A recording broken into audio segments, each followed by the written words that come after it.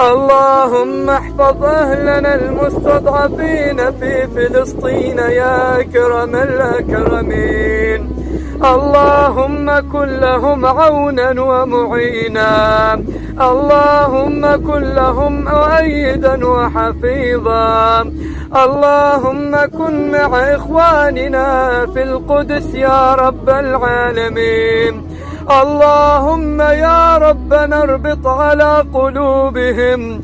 اللهم احفظ أهلنا المستضعفين في القدس يا رب العالمين.